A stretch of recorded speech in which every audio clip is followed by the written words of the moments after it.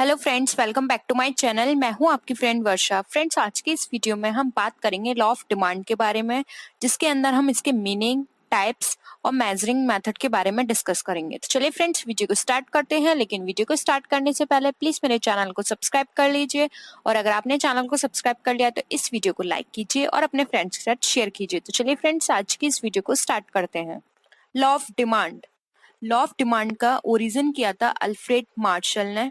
Law of demand के अंदर हम बात करते हैं कि अब इसका कॉन्सेप्ट क्या है। It states that the other thing being constant, other being constant का मतलब फ्रेंड्स यहाँ बात कर रहे हैं हम test and preference, fashion, income, इन चीजों को अगर कांस्टेंट रखा जाए तो higher the price of a commodity then smaller the quantity demand. यानी कि अगर बाकी चीजें सारी कांस्टेंट हो और अगर किसी भी कमोडिटी की प्राइस इंक्रीज हो जाए तो हमारी जो उस कमोडिटी की डिमांड है वो डिक्रीज हो जाएगी। और for a commodity the lower the price of a commodity and higher will be the quantity, और वाइस वर्सा। तो इट मीन्स फ्रेंड्स, अगर सारी चीजें कांस्टेंट हैं और अगर किसी भी प्रोडक्ट के प्राइस बढ़ते हैं तो वहां पे उस प्रोडक्ट की डिमांड जो है वो कम हो जाएगी, और अगर किसी प्रोडक्ट के प्राइस कम होते हैं तो वहीं उसकी डिमांड जो है बढ़ जाएगी। तो ये हमारा लॉ ऑफ डिमांड बताता है। इनवर्स रिलेशनशिप होता है प्राइस एंड डिमांड में। हम बात करते हैं इलास्टिसिटी ऑफ डिमांड की। The degree of responsiveness of change in quantity demanded due to change in price और change its determinants is called elasticity of demand. यानी कि प्राइस में जितना चेंज आएगा और डिमांड में उतना ही चेंज आएगा, तो change in price upon change in demand जो भी होगी हमारी, वो हमारी इलास्टिसिटी ऑफ डिमांड कहलाएगी। ठीक है। अब हम बात करते हैं कि हमारी जो डिमांड की इलास्टिसिटी है वो कितनी तरह की होती है। तो हमारी जो डिमांड की इलास्टिसिटी है वो 3 तरह की होती है: price elasticity, income elasticity and cross elasticity. Price elasticity में फ्रेंड्स, अगर हमारे प्राइस में चेंज होंगे तो हमारे डिमांड में भी चेंज होंगे।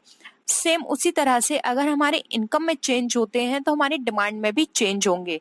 जैसे कि अगर किसी भी पर्सन की इनकम इंक्रीज होती है तो वहां पर क्या होगा, वो जो भी डिमांड होगी कमोडिटी की वो भी इंक्रीज हो जाएगी, वो कंफर्ट जोन की तरफ जाना शुरू कर देगा। ठीक है।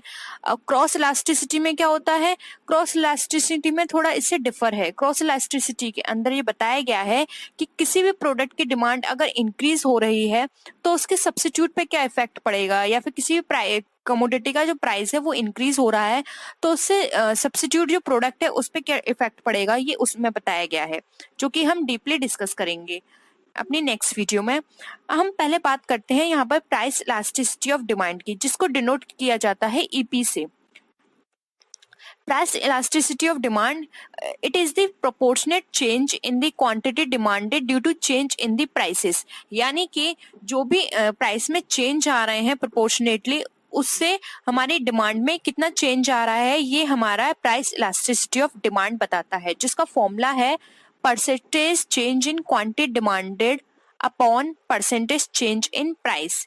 और अगर हम अनदर वे में बात करें तो इसका सेकंड फॉर्मूला है delta Q upon delta P into P upon Q. इसको हम इस तरह से भी कैलकुलेट कर सकते हैं।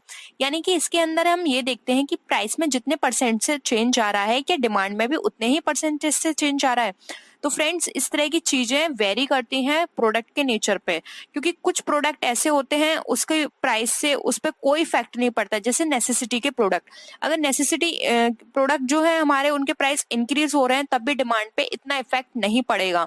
इफेक्ट पड़ेगा यहाँ पर सिर्फ उसके कंफर्ट वाले प्रोडक्ट पे, क्योंकि लोग क्या करेंगे कि अपने जो कंफर्ट वाले प्रोडक्ट होंगे उसकी डिमांड करना कम कर देंगे। लेकिन नेसेसिटी प्रोडक्ट को कम नहीं किया जा सकता, क्योंकि वो हमारे लिए नेसेसरी है, हम उसको कंज्यूम करे बिना नहीं रह सकते। जैसे कि हमारा मेडिसिन हो गया, जैसे कि हमारे डेली ईडेबल आइटम्स हो गए, ये हमारे नेसेसिटी में आते हैं। हमारे लिए क्लॉथ हो गए, ये सारी चीजें हमारे ऐसी हैं कि प्राइस कितने भी चेंज हो जाएं, हम हमारी डिमांड जो होगी, जो हमारे यूज के लिए चाहिए, उतनी डिमांड हमेशा ही रहेगी, प्राइस में कितना भी चेंज हो जाए। नेक्स्ट है in price elasticity minus sign is ignored. यानी कि जब हम ये कैलकुलेट करते हैं quantity demand upon change in prices, तो यहाँ पर हमें जो माइनस साइन होता है उसको इग्नोर करना पड़ता है, क्योंकि फ्रेंड्स ये देखा गया है कि कभी भी किसी प्रोडक्ट के जो प्राइस होते हैं वो कभी माइनस में या बिल्कुल ही नेगेटिव नहीं जाते, क्योंकि कोई भी कंपनी अपना जो प्रॉफिट है वो कभी भी कम नहीं करेगी। सेम उसी तरह से कोई भी प्रोडक्ट ऐसा नहीं होगा जिसकी डिमांड एकदम जीरो हो जाए, क्योंकि जो नेसेसिटी के जो प्रोडक्ट होते हैं उनकी डिमांड कभी भी जीरो नहीं हो सकती। जैसे कि सॉल्ट, जैसे कि मिल्क, हमारे क्लोथ जो हमारे लिए बहुत ही इंपॉर्टेंट है। यहाँ पर सिर्फ जो लग्जरी प्रोडक्ट है हम उनकी बात नहीं कर रहे हैं, हम यहाँ पर अपने बेसिक प्रोडक्ट की बात कर रहे हैं। तो यहाँ पे हमारा जो प्राइस इलास्टिसिटी के अंदर हम माइनस साइन जो होगा उसको हम इग्नोर करने की बात करते हैं। नेक्स्ट आता है अब कौन कौन से मेथड हैं जिससे हम इलास्टिसिटी को कैलकुलेट करेंगे। तो फर्स्ट आता है हमारा परसेंटेज एंड प्रोपोर्शनेट मेथड। इसके अंदर फ्रेंड्स हम कैलकुलेट करते हैं कि प्राइस में जितने परसेंट से चेंज आ रहा है कि डिमांड में भी उतना ही परसेंट से चेंज आ रहा है, यानी कि यहाँ पर हम परसेंटेज की बात करते हैं। सेकंड आता है पॉइंट इलास्टिसिटी और जियोमेट्रिक मेथड। इसके अंदर friends point elasticity of demand is the elasticity at the finite point on a demand curve. Point elasticity का जो फॉर्मूला होता है वो होता है lower segment upon upper segment, यानी कि पॉइंट इलास्टिसिटी के अंदर फाइनाइट पॉइंट तक डिमांड कर्व को देखा जाता है कि उसका मूवमेंट किस साइड जा रहा है। तो इसका जो फॉर्मूला होता है कैलकुलेट करने का वो होता है lower segment upon upper segment. Next हम मेथड की बात करते हैं तो वो है हमारा टोटल आउटले और total expenditure method. Friends total outlay और टोटल एक्सपेंडिचर को कैलकुलेट करने का फॉर्मूला होता है हमारा प्राइस इनटू क्वांटिटी, यानी कि यहाँ पर हम दोनों को मल्टीप्लाई करके हम देख लेंगे कि हमारा टोटल कितना आउटले या फिर टोटल एक्सपेंडिचर कितना आ रहा है। नेक्स्ट हमारा जो मेथड होता है वो होता है आर्क मेथड। आर्क मेथड के अंदर ये एक तरह का एवरेज मेथड होता है जिसके अंदर ईपी जो कि हमने बताया था इलास्टिसिटी ऑफ प्राइस इलास्टिसिटी है, इसको हम कैलकुलेट करते हैं delta Q upon delta P से। क्यू का मतलब होता है क्वांटिटी, पी का मतलब होता है price, into P O plus P one upon Q O plus Q one. It did not ignore minus sign. इसके अंदर यानी कि माइनस साइन को इग्नोर नहीं किया जाता। तो याद रखना फ्रेंड्स, ये भी क्वेश्चन आ सकता है कि ऐसा कौन सा मेथड है प्राइस इलास्टिसिटी को कैलकुलेट करने का जिसके अंदर माइनस साइन को इग्नोर नहीं किया जाता। तो याद रखना ये आर्क मेथड है जिसके अंदर माइनस साइन को इग्नोर नहीं किया गया है। ठीक है, हम नेक्स्ट बात करते हैं टाइप्स ऑफ इलास्टिसिटी डिमांड के। फर्स्ट आता है perfect elasticity demand. In this, consumer have infinite demand at a particular price and none at all at even slightly higher than the given prices। यानी कि friends यहाँ पर ये बात की जा रही है कि अगर थोड़े से भी चेंजेस आते हैं प्राइस में तो उसकी जो डिमांड होती है उसमें इनफाइनाइट चेंजेस आ जाते हैं, यानी कि परफेक्टली इलास्टिक है ये प्रोडक्ट। अगर थोड़े से भी चेंजेस आ रहे हैं तो लोग क्या करते हैं, अनदर प्रोडक्ट पे स्विच ओवर कर लेते हैं। यानी कि यहाँ पर जो ईपी होता है हमारा इनफाइनाइट होगा और शेप होगी परफेक्ट इलास्टिसिटी डिमांड की हॉरिजॉन्टल। ये पैरेलल होता है हमारे एक्स एक्सिस से। तो याद रखिएगा प्राइस इलास्टिसिटी डिमांड में प्राइस में थोड़े से भी चेंजेस आने पे हमारे जो डिमांड में जो चेंजेस आते हैं वो इनफाइनाइट होते हैं। नेक्स्ट आता है रिलेटिव इलास्टिसिटी डिमांड।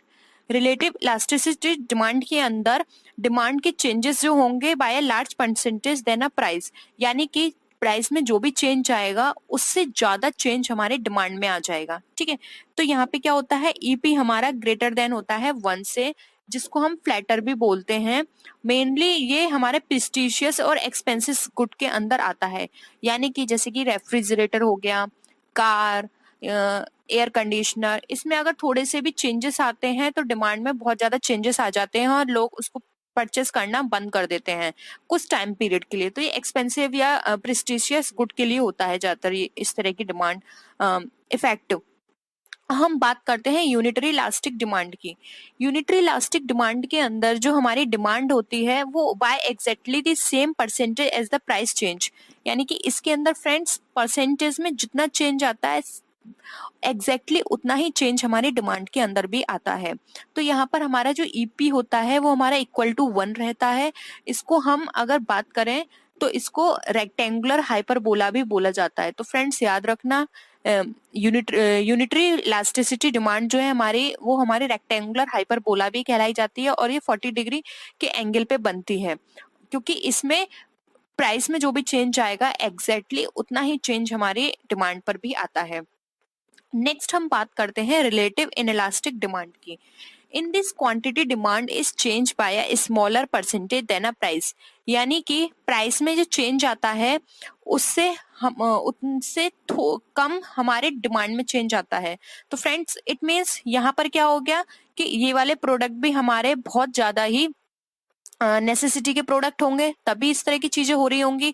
तो रिलेटिव इनइलास्टिक डिमांड के अंदर क्या हो गया, जो हमारे प्राइस हैं उसके परसेंटेज से जो हमारे डिमांड के परसेंटेज से हैं वो हमेशा कम रहते हैं। तो यहाँ पे ईपी लेस देन 1 रहेगा, जिसको हम इस तरह की डिमांड को हम स्टीपर भी बोलते हैं। नेक्स्ट बात करते हैं जो कि हमारी लास्ट टाइप है, perfect inelastic demand. Perfect inelastic demand के अंदर हमारी डिमांड जो होती है वो अनचेंज रहती है, प्राइस में कोई भी चेंज आए, यानी कि प्राइस में कितना भी चेंज आ जाए हमारी डिमांड चेंज नहीं होती है। और हमारा यहाँ पे ईपी जो होता है वो हमेशा 0 रहता है, इक्वल टू 0। ये वर्टिकल होती है शेप में और ये वाई एक्सिस के पैरेलल चलती है, यानी कि प्राइस में चेंज होगा लेकिन यहाँ पे डिमांड में कोई भी चेंज नहीं होगा। आई होप फ्रेंड्स आपको यहाँ तक क्लियर होगी सारी चीजें। हम नेक्स्ट बात करते हैं on the basis of factor whether things are elastic और इनइलास्टिक। हम बात करेंगे ऐसी कौन कौन सी कंडीशंस हैं जहाँ पे हमारे प्रोडक्ट इलास्टिक होंगे या फिर इनइलास्टिक। फर्स्ट हम बात करते हैं लग्जरी की। तो फ्रेंड्स लग्जरी में प्रोडक्ट जो होते हैं हमारे इलास्टिक होंगे, यानी कि ईपी हमारा ग्रेटर देन 1 होगा। अगर किसी भी कमोडिटी के प्राइस में चेंजेस आ रहे हैं, वो इंक्रीज हो रहे हैं, तो यहाँ पे लोग क्या करेंगे, अपनी अगर उनको कार परचेस करनी है या फिर कोई बिल्डिंग परचेस करनी है तो वहां पर क्या करेंगे, वो उसको पोस्टपोन कर देंगे क्योंकि वहां पर वो उस चीज को परचेस नहीं करेंगे। तो ये हमारे लग्जरी प्रोडक्ट हो गए। फिर आता है नेसेसिटी के प्रोडक्ट। नेसेसिटी के प्रोडक्ट में इनइलास्टिक सिचुएशन होगी क्योंकि यहाँ पर प्राइस कितने भी इंक्रीज हो जाए कोई भी पर्सन अपने नेसेसिटी प्रोडक्ट को खरीदना बंद नहीं करेगा। फॉर एग्जांपल अगर कोई बीमार है और वहां पे अगर प्राइस बढ़ रहे हैं थोड़े से भी किसी भी मेडिसिन के, तो वो बंद नहीं करेगा उसको लेना। ऐसे ही सेम फूड के बेस केस में है। अगर किस मिल्क के प्राइस बढ़ रहे हैं, जैसे कि अमूमन प्रेजेंट टाइम में बढ़ ही रहे हैं मिल्क के प्राइस, तो वहां पर क्या हुआ, कोई भी लेना बंद नहीं करेगा। हाँ ये है कि क्वांटिटी कम कर देगा, लेकिन ऐसा नहीं है कि वो बिल्कुल ही लेना बंद कर दे प्राइस। तो इस तरह से क्या होता है कि ये इनइलास्टिक है।